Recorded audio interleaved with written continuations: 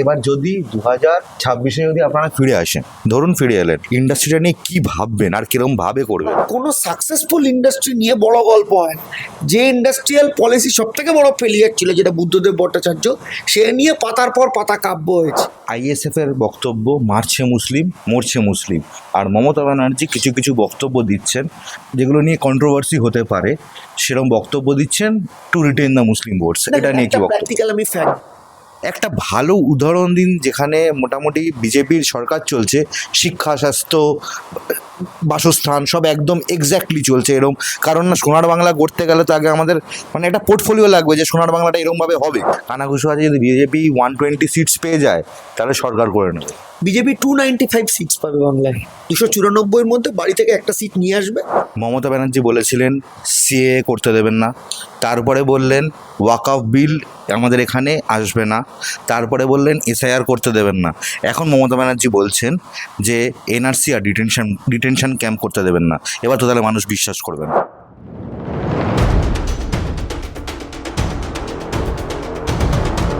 এবার যদি 2026-এ যদি আপনারা ফিরে আসেন, ধরুন ফিরে এলেন, ইন্ডাস্ট্রিটা নিয়ে কি ভাববেন আর কিরকম ভাবে করবেন? আমি আপনাকে একটা কথা বলি, না, দরকার আছে। বাংলায় আপনি যদি বলেন যে বেকার সংখ্যা কত এক্স্যাক্টলি, কারো কাছে ডেটা নেই।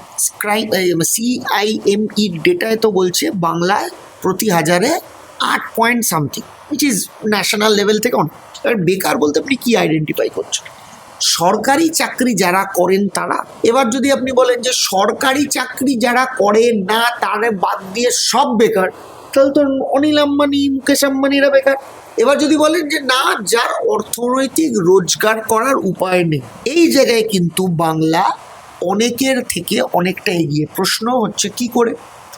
বাংলায় সব থেকে বেশি সার্ভিস সেক্টর, 65% জিএসডিপি নেওয়া হয় সার্ভিস সেক্টর থেকে।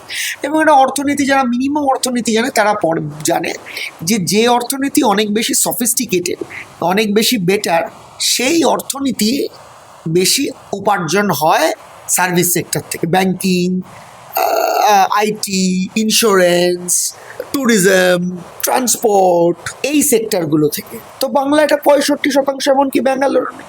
এইবার আপনাকে বলা হলো যে কলকাতার সব থেকে বড়লোক শহরের নাম কি?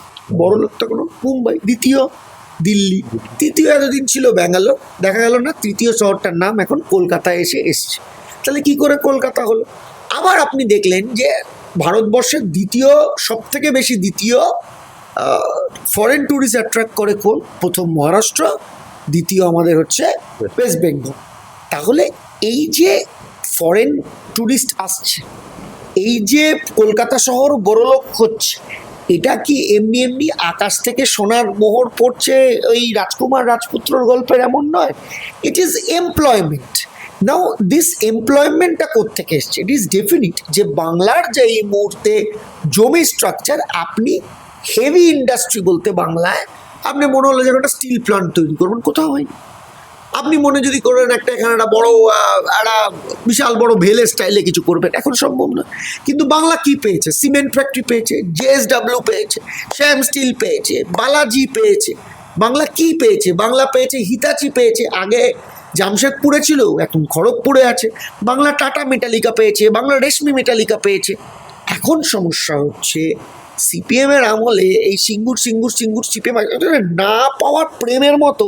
দেখবেন যে প্রেম সাকসেসফুল হয় সেই প্রেম নিয়ে কবিতা হয় না, যেই প্রেম সব থেকে বেশি ব্যর্থ হয় সেই প্রেম নিয়ে কবিতা হয়। তেমনি কোনো সাকসেসফুল ইন্ডাস্ট্রি নিয়ে বড় গল্প হয় না। যে ইন্ডাস্ট্রিয়াল পলিসি সব থেকে বড় ফেলিয়ার ছিল, যেটা বুদ্ধদেব ভট্টাচার্য, সে নিয়ে পাতার পর পাতা কাব্য হয়েছে। কারণ 55,000 কলকারখানা বন্ধ করে দিয়ে গেছিল এখানে সিপিএম তৃণমূল কংগ্রেসের আমলে। কিন্তু একমাত্র কেন্দ্রীয় সরকারের পলিসির জন্য জুট, হাইকোর্ট অর্জুন সিং বলেছেন, আমি বলি, কেন্দ্রীয় সরকার পলিসির জুট এ বাদ দিয়ে massive industry close down due to labour unrest হয়নি। আমাদের শ্রম দিবস বেড়েছে, বাংলায় বন্ধ হয় না। তো স্বাভাবিকভাবেই বাংলার শিল্প যদি আপনি বলেন, এবার যদি শিল্পটা বলেন আমার বাড়ির পাশে একটা এক্ষুনি গাড়ির কারখানা হবে, সেটাই একমাত্র শিল্প, আর সেটাই একমাত্র শিল্পর ডেফিনেশন। আমার মনে হয় মডার্ন ইকোনমিতে সেটা নয়। আমরা সার্ভিস সেক্টরে অনেক এগিয়ে, আমরা ট্যুরিজমে অনেক এগিয়ে, আমরা বিপিও অনেক এগিয়ে, আমরা আইটিতে অনেক এগিয়ে, আমরা ব্যাংকিংয়ে অনেক এগিয়ে, আমরা লজিস্টিক্সে এগিয়ে। আপনি যদি শুধুমাত্র কোথাও যেতে হবে না, গঙ্গার পাড় ধরে আপনি যদি একদম বাঁশবেড়িয়া, ডানকুনি, ত্রিবেণী, এদিকে যদি আপনি সিঙ্গুর থেকে শুরু করে এদিকে যদি আপনি ধনেখালি দেখেন, আমরা শুধুমাত্র logistic industry, Flipkart, Ekart, Amazon, delivery, আমরা সব থেকে বেশি এমপ্লয়মেন্ট, আমরা প্রায় 6 লক্ষ এমপ্লয়মেন্ট জেনারেট করেছি শুধুমাত্র এই লজিস্টিক্স সেক্টরে। কোন রাজ্য করতে পেরেছে? ব্যাঙ্গালোর করতে পেরেছে লজিস্টিক সেক্টরে। হ্যাঁ, আমাদের একটা জিওগ্রাফিক্যাল অ্যাডভান্টেজ আছে যে 7 সিস্টার্সের বাইরে আমরা সব থেকে বড় শহর, কিন্তু এই লজিস্টিক্স ইন্ডাস্ট্রি হয়েছে মমতা বন্দ্যোপাধ্যায়ের আমলে, সিপিএম এক পিছু করে দিয়ে যেতে পারেনি। এই অ্যাচিভমেন্ট মমতা বন্দ্যোপাধ্যায়ের সরকার। তাহলে কোথায় ইন্ডাস্ট্রি নেই আপনারা প্রশ্ন করেন? না, আপনাদের যারা মানে বিজেপি বলে যে ব্রিটানিয়া বন্ধ হয়ে গেছে, আরো অনেক নাম দেয়। ব্রিটানিয়া বন্ধ হয়, ব্রিটানিয়া মহেশতলায় শিফট করেছে, এটা গোডাউন। ব্রিটানিয়া কারখানা কি বন্ধ হয়ে ছাপ পড়ে গেছে? না, ওখানে প্রোডাকশন হচ্ছে না, প্রোডাকশন তো মহেশতলায় হচ্ছে। এবার ওইখানে তারাতলা রোডটা তারাতলা রোডের প্রোডাকশন বন্ধ হওয়ার এই যে হোয়াটসঅ্যাপ নিউজ, ফেক নিউজ, তার মূল কারণ হচ্ছে আমার ওখানে রাস্তা দিয়ে ওই লরি ঢোকা ট্রাফিকের মধ্যে, শহরের বুকে আপনি যদি ইন্ডাস্ট্রি করেন শহরের মাঝখানে, আপনার পাবলিক ট্রান্সপোর্ট যাবে না, আপনার গুডস ট্রান্সপোর্ট যাবে। এটা আপনি দায়িত্ব নিয়ে বলছেন যে absolutely it has been shifted to Maheshtala, সবাই জানে। ব্রিটানিয়া সব থেকে ভালো করে জানে। ব্রিটানিয়া বিস্কুট কি বাংলায় বিক্রি হচ্ছে না? বিক্রি তো হচ্ছে। তাহলে আপনার কথা হচ্ছে এই হোয়াটসঅ্যাপ ইউনিভার্সিটি লে ডাউন। এই যে বাংলা এত বড় বড় করে টেসলা টেসলা টেসলা টেসলা করে 10 বছর মোদি চার্জ, টেসলা কোথায়? Where is Tesla? এই টেসলা নিয়ে তো কম বাজার হয়নি। ফ্রিডম 251 মোবাইল ফোন, আসলে আমরা ভুলে যাই, আমাদের ভুলিয়ে দেওয়া। আজও ফেসবুক খুলে নিজের প্রোফাইলটা সার্চ করে দেখুন, মোবাইল ফ্রিডম 251, সবাই শেয়ার করেছিল। কোথায় 251-এর মোবাইল? সব ফালতু ঢপবাজি দিয়ে লাভ নেই। বেসিক কনক্রিট সাবজেক্টটা যদি আমরা জানি, আমরা যদি নিজের বাড়িতে জানি, আপনি নিজের বাড়িতে বেকার পাবেন না, কোনো না কোনো একটা সল লেগে কোনো না কোনো চাকরি, মিনিমাম মাধ্যমিক পাস। এতগুলো আইটিআই হয়েছে, এতগুলো পলিটেকনিক হয়েছে, গভর্নমেন্ট আইটিআই, গভর্নমেন্ট পলিটেকনিক, চাকরি তাদের হচ্ছে। হ্যাঁ, এখন গ্লোবালাইজেশনের যুগে বাংলায় আপনি চাকরি পাচ্ছেন বা নিজের বাড়ির পাশে আপনি চাকরি পাচ্ছেন, এটা হয় না। তেমনি কি আপনি বাংলার বাইরের লোক চাকরি করেন না সে কলকাতায়? এই কলকাতার যে ইন্ডাস্ট্রি আছে, যে আপনি বিপিওতে জানতো কটা লোক বাঙালি আছে? আপনি নার্সিং ইন্ডাস্ট্রি যান, আমি চ্যালেঞ্জ করে বলছি নর্থ ইস্ট সব থেকে বেশি ওখানে, ব্যাঙ্গালোর ওখানে সব সাউথ ইন্ডিয়ান সব থেকে বেশি। আপনি যান, পুরুষ যারা মেল নার্স কোন রাজ্য থেকে এসে এখানে আসছে? গ্লোবালাইজেশনের যুগ, তারা অন্য জায়গায় যায়, আমাদের ছেলেরা অন্য জায়গায় যায়, কিন্তু আমাদের বাচ্চারা কি চাকরি পাচ্ছে না? এই ঘটনাটা কিন্তু এখন। একটু অন্য টপিকে আলোচনা করি। আইএসএফ এর বক্তব্য, মারছে মুসলিম মরছে মুসলিম, আর মমতা ব্যানার্জি কিছু কিছু বক্তব্য দিচ্ছেন যেগুলো নিয়ে কন্ট্রোভার্সি হতে পারে, সেরকম বক্তব্য দিচ্ছেন to retain the Muslim votes. এটা নিয়ে কি বক্তব্য? প্র্যাকটিক্যাল আমি ফ্যাক্ট বলি, যে কোনো দেশে মাইনরিটি প্রোটেকশন একটা গভর্নমেন্টের দায়িত্ব। ইন কেস অফ বাংলাদেশও তাই, ইন কেস অফ পাকিস্তানও তাই, ইন কেস অফ ইন্ডিয়াও তাই। ভারতবর্ষের সরকার একটা গণতন্ত্রের তো সবসময় সরকার যে ইকুয়াল টার্মসে চলছে, তাহলে তো রতন টাটার একটা ভোট, আমার ভোট একটা, আপনার ভোট একটা, রিক্সাওয়ালার ভোট একটা। তাহলে কি গভর্নমেন্ট রতন টাটাকে যে ট্রিটমেন্ট করবে, সে ট্রিটমেন্ট কি এটা রিক্সাওয়ালাকে করবে? অবভিয়াসলি রিক্সাওয়ালাকে বেশি তাকে দেবে, এটা তো নিয়ম গণতন্ত্র। তো মাইনরিটি প্রোটেকশন গভর্নমেন্টের একটা ডিউটি, সেটা বাংলাদেশের সরকারেরও ডিউটি, শ্রীলঙ্কার সরকারেরও ডিউটি, আমেরিকা, ইন্ডিয়া, যত ওয়েলফেয়ার গভর্নমেন্ট, যেখানে ওয়েলফেয়ার গভর্নমেন্ট দাবি করে তাই আছে। ইট ইজ ডেফিনিট যে ভারতবর্ষের মাইনরিটিরা বিজেপির সামনে সেফ ফিল করে না। তাদেরই কারণ, তারাই বলে। শুভেন্দু অধিকারী আগের দিন কোর্ট করছেন, আমি তো জানি না এটা কী করে সংবিধান পারমিট করে, একজন সংবিধানের শপথ নেওয়া জনপ্রতিনিধি বলছে না হিন্দুস্তান, এখানে হিন্দুরা থাকবে, এখানে নাস্তিক মুসলমান থাকবে না, ধর্মনিরপেক্ষতা থাকবে না, সেকুলারিজম থাকবে না। সেক্ষেত্রে দাঁড়িয়ে মাইনরিটিসরা প্রোটেকশন খোঁজে, এবং it is definite Mamata Bandyopadhyay সংখ্যালঘুদের নিরাপত্তা দিতে সফল হয়েছে বলে সংখ্যালঘুরা বিশ্বাস করে। এবার কিছু ভোট কাটার লোক থাকে, নওশাদ সিদ্দিকী কি বিশ্বাস করেন, উনি অনেক ইন্টারভিউতে আমার কাছে এখনো আছে, উনি অনেক ইন্টারভিউতে বলছেন শুভেন্দু অধিকারী ওনার প্রিয় নেতা। যে শুভেন্দু অধিকারী বলে নাস্তিক মুসলমানদের কোনো জায়গা ভারতবর্ষে নেই, একই কথা বাংলাদেশের মুসলিম মৌলবাদীরা বলে নাস্তিক এবং হিন্দুদের কোনো জায়গা নেই, একই কথা এখানেও বলে। যে নাস্তিক এবং মুসলমানদের কোনো জায়গা নেই। নওশাদ কি বিশ্বাস করেন যে শুভেন্দু অধিকারী, ঠিক তো বলে শুভেন্দু অধিকারী আমার নেতা? তো এটা হচ্ছে ভোট কাটার লক্ষ্য। এবং ভারতবর্ষের সংখ্যালঘুরা খুব ভালো করে জানে যে বিজেপি সংখ্যালঘু বিরোধী না, বিজেপি গরিবের বিরোধী। এবার হিন্দু ভোটটা পেতে হবে বলে মুসলিমকে দুটো গালাগালি করে, ও যে হিন্দুদের জন্য বিশাল উন্নয়ন করছে এমনটা না। আমিও ইনক্লুডিং অনেক জার্নালিস্ট আপনাদের অনেক কিছু নিয়ে অনেক ক্রিটিসাইজ করেছি। আমিও যেরকম বলেছি আপনাদের শিক্ষার ব্যাপারটা যখন পার্থবাবু অ্যারেস্ট হলেন, প্লাস স্বাস্থ্য নিয়েও কিছু কিছু কথা বলেছি। হ্যাঁ, আমি মেনে নিলাম, বা আপনি মানবেন না, আপনার কাছে একটা যুক্তি আছে, আমি আপনাকে মানানোর চেষ্টা করছি যে মেনে নিন ওয়েস্ট বেঙ্গল খারাপ আছে।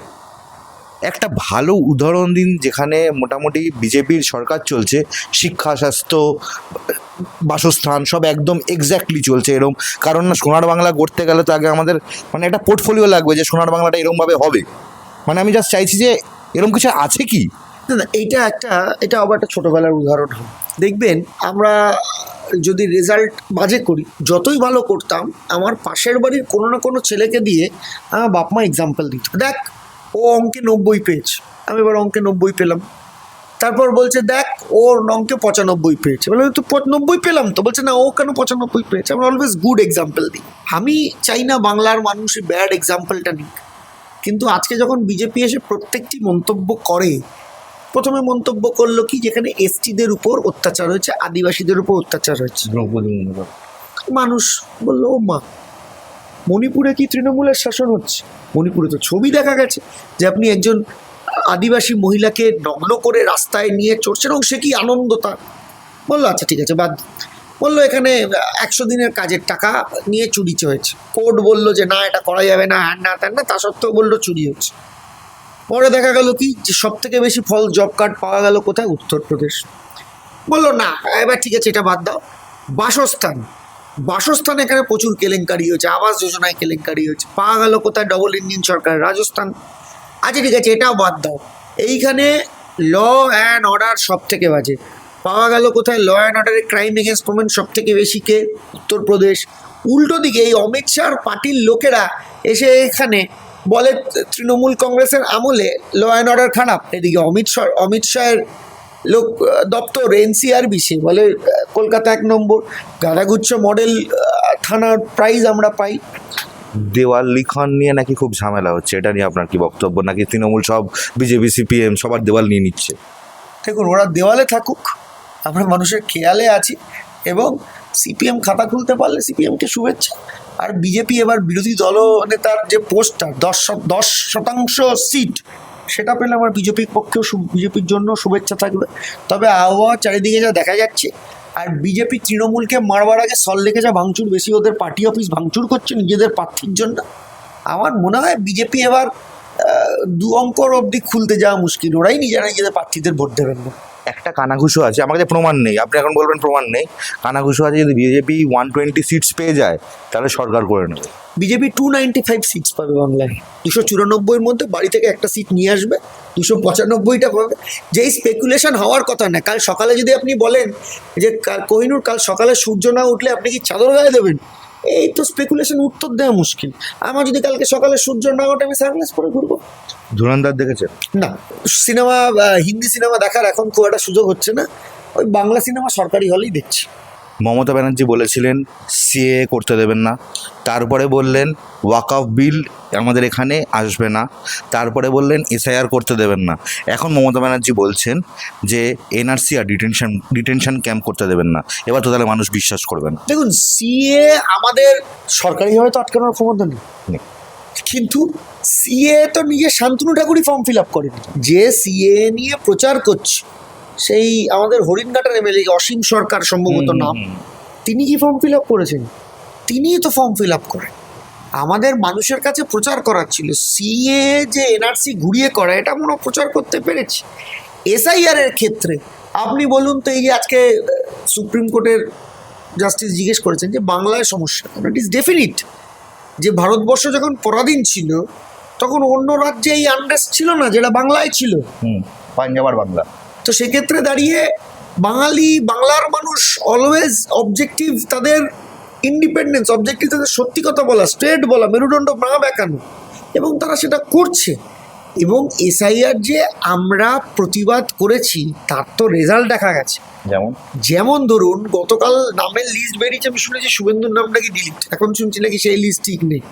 অভিষেক ব্যানার্জির নাম এডুকেশন। আমি বললাম যে তাহলে কি ভারতবর্ষ অন্তত ভারতবর্ষের সরকার অন্তত বাংলা এক পিস রোহিঙ্গা তো পাওয়া গেছে, এস্টাবলিশ ফ্যাক্ট, যে যার নাম ডিলিট করে দিয়েছে। তো এই যে আপনি দেখলেন বসিরহাটে একটা বুথে বেরোলো 360 জনের নাম ডিলিট, তাদের সবাই 2002-তে আছে তাদের নাম। এই এসআইআর এর নাম করে একটা আনরেস্ট সৃষ্টি করা, একটা কমিউনাল ডিস্টারবেন্স সৃষ্টি করা। এসআইআর এর অবজেক্টিভ কি? অবজেক্টিভ কি ছিল? পরিচ্ছন্ন ভোটার তালিকা। পরিচ্ছন্ন ভোটার তালিকা যদি হতো তাহলে তো এই বসিরহাটের 5 জনের নাম চলে যেত, হাজার হাজার হিন্দুর নাম চলে যেত না, শুভেন্দু অধিকারীর নাম চলে যেত না। তার মানে এসআইআর এর অবজেক্টিভ হচ্ছে এক আনরেস্ট সৃষ্টি করা আর এক ইন্টেনশনালি কমিউনাল সমস্যা সৃষ্টি করা। আমরা তো বারবার বলেছি, বল লজিক্যাল ডিসক্রিপেন্সি, এটা কোনোদিন হতে পারে যে ব্যানার্জি লিখেছে সে বন্দ্যোপাধ্যায় লিখছে, তার নাম আমি লজিক্যাল ডিসক্রিপেন্সিতে প্রশ্ন চিহ্নে রাখবো? এটা কোনো, in which universe this is logical? তো স্বাভাবিক এসআইআর এর যে অবজেক্টিভ ইলেকশন কমিশনের যে যেটাকে নিয়ে যে এই আমি অবজেক্টিভ কি পরিচ্ছন্ন ভোটার তালিকা নয়, অবজেক্টিভ হচ্ছে নির্বাচনের আগে বাংলাকে ডিস্টার্ব করা এবং আইডেন্টিটি পলিটিক্স তুলে কমিউনাল ডিস্টারবেন্স তৈরি করা। এবং তারা সেটা সাকসেসফুল হয়নি, চেষ্টা করছে সাকসেসফুল হওয়ার, চেষ্টা হয়নি। Thanks to court, thanks to judiciary, thanks to our chief minister যে তিনি এটা করেছেন। এবারে একটা র্যাপিড ফায়ার করে আমি শেষ করবো, যেহেতু আমি টালিগঞ্জে বসে আছি। ফার্স্ট কোয়েশ্চেন, মেসি না রোনাল্ডো? আমি অনেক বেশি সমর্থন করি, মানে আমি ব্রাজিলের সমর্থক না, পর্তুগালের সমর্থক না, আমি জার্মান সমর্থক। সেক্ষেত্রে মেসি রোনাল্ডো কেউই নেই। ভেজ না non veg? Actually non veg. Spare টাইমে বই পড়া, গান শোনা, না লেখালেখি করা? না, আমি বই পড়া খুব একটা হয়ে ওঠে না, কারণ কি আমার একটু সামনের থেকে একটু অসুবিধা হচ্ছে। গান আমি শুনি, সিনেমা দেখি, বাংলা সিনেমা দেখি। ওটা পরের কোয়েশ্চেন ছিল, বাংলা সিনেমা, হিন্দি সিনেমা না ইংলিশ সিনেমা? ইংরেজি খুব একটা ভালো বুঝি না, বাংলা সিনেমাই দেখি বেশি। ফর্মাল না এথনিক? সব পড়ি। যুব তৃণমূল না মাদার তৃণমূল? দেখি, এ তো বড় প্রশ্ন, ডান হাত না বাঁ হাত, এই তো প্রশ্নের উত্তর দেওয়া যায় না, গোটা বডি। বদলা না ক্ষমা? দেখুন, আমার দল গান্ধীবাদে বিশ্বাস, আমার নেত্রী ক্ষমায় বিশ্বাস। তবে অনেক সময় কর্মীদের খাকার কান্না শুনলে সে বিশ্বাসটা মাঝে মাঝে ক্ষণস্থায়ীভাবে কেটে যায়, কিন্তু আমি একদম মন থেকে দৃঢ়ভাবে ক্ষমায় বিশ্বাস। সুকান্ত বাবু না দিলীপ বাবু, না শুভেন্দু বাবু না শ্রমিক বাবু? এন্টারটেনমেন্ট যদি এটা হয়, আমি বলি দিলীপ ঘোষকে বাংলার রাজনীতিতে চিরস্থায়ী, তার মানে দীর্ঘায়ু হোক। কারণ কি দিলীপ ঘোষের মতো এরকম এন্টারটেনমেন্ট বাংলার রাজনীতি আর কোনোদিন দেখিনি, আর দেখবেও। লাস্ট কোয়েশ্চেন, মমতা ব্যানার্জি না অভিষেক ব্যানার্জি? আবার তো ডান হাত না বাঁ হাতের প্রশ্ন করছেন। আমার নেত্রী মমতা বন্দ্যোপাধ্যায়, আদর্শ মমতা বন্দ্যোপাধ্যায়, এবং অভিষেক বন্দ্যোপাধ্যায় আমার ক্যাপ্টেন। আমার সামনে স্ট্রাইকারের নাম অভিষেক বন্দ্যোপাধ্যায়, আমার কোচের নাম মমতা বন্দ্যোপাধ্যায়। মনের মতো উত্তরটা পেলাম না, একটা মানে বাড়িয়ে দিলাম। পার্থবাবু না পাপিয়া অধিকারী? পার্থপ্রতিম বিশ্বাস না পাপিয়া অধিকারী? এইটা খুব কঠিন প্রশ্ন। দ্বিতীয় টালিগঞ্জে কে হবে, এটা আমার খুব কঠিন প্রশ্ন। তবে আমার বিশ্বাস, ফার্স্টটা আপনি ধরেই নিয়েছেন? ফার্স্ট একদম শিওর। আমার বিশ্বাস যে সব থেকে আনন্দিত হয়েছে শতরূপ এই প্রার্থী দেওয়াতে, কারণ কি শতরূপের একমাত্র হ্যাটট্রিকের রেকর্ড ছিল, এবার এটা পার্থ বিশ্বাস থেকে ফেলবে।